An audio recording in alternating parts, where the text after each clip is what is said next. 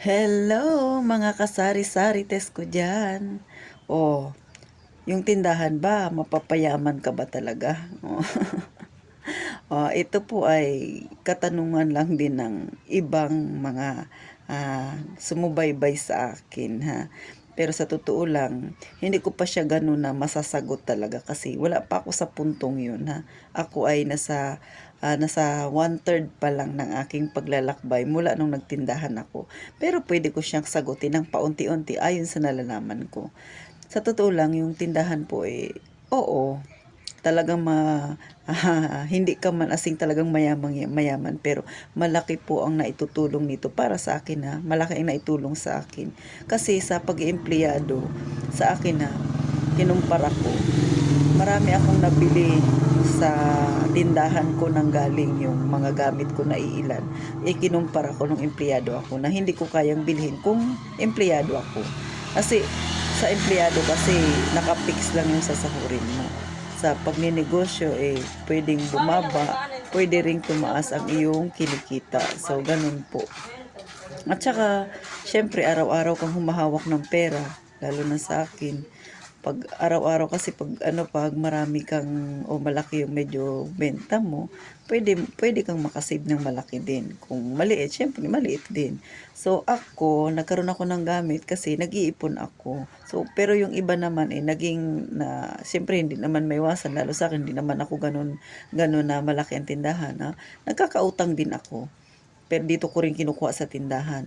Pero nililimitahan ko yung sarili ko. At saka talagang inuuna ko yung mga importanteng bagay. Makakapag-ipon ka. Talaga naman kahit papano may naiipon.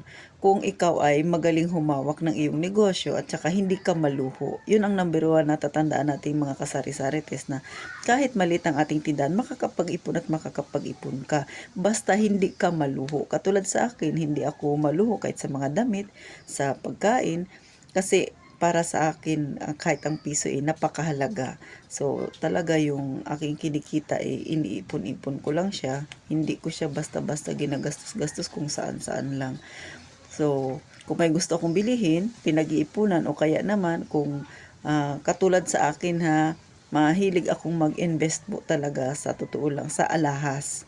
So hindi ako mahilig mag-ipon ng mga bagay na hindi ko mapapakinabangan pagdating ng panahon. So sa akin po 'yun. Yung hindi ako mahilig mag-ipon ng mga gamit sa bahay. May ilang gamit ako sa bahay pero mga importanteng gamit siya. Pero pag hindi kailangan, yung maraming mga abubot, hindi ako bumibili. Kasi katwiran ko, pagdating ng panahon, bumababa ang value niya. So sa akin, alahas talaga mahilig ako doon sa alahas. Kasi pag dumating yung panahon, alam ko, mapapakinabangan ko yung alahas pagdating ng panahon. So yun ang aking bisyo, yung mag-ipon ako ng alahas paunti-unti. So, kaya masasabi ko na hindi man ako ganun kayaman, pero syempre nasa 1/3 ako ng paglalakbay ko sa pagtitindahan. Pero masasabi ko kung talagang masinop ka, magaling kang humawak, talagang makakapag-ipon ka. Why not na hindi aangat ang buhay mo, hindi ba mga kasari-sari?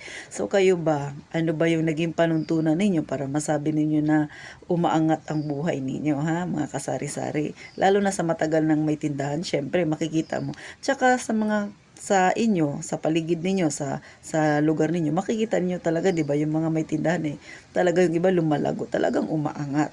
Pero hindi nga lang gaya ng iniisip natin na bigla yung pag-angat, 'di ba? So talagang pinaghihirapan din 'yan. Talaga namang ilang taon din 'yan bago sila nagkaroon ng ipon na masasabi nilang medyo malaki. So sana po nakatulong ako sa mga nag-iisip diyan, nagbabalak na magtindahan ha. Huwag lang tayong magmadali ha. Ang pag-iipon naman at saka yung pagpapaganda ng ating buhay ay hindi yan minamadali. Unti-unti lang ha. Lalo na kung kagaya kayo sa akin na nag-umpisa talaga ako sa pinakamaliit na puhunan at saka empleyado ako noon na ngayon ay nagkaroon na ng maliit na tindahan. So kinukumpara ko yung sarili ko, so malayo talaga ha. Mas mainam talaga ang magkaroon ng sariling negosyo.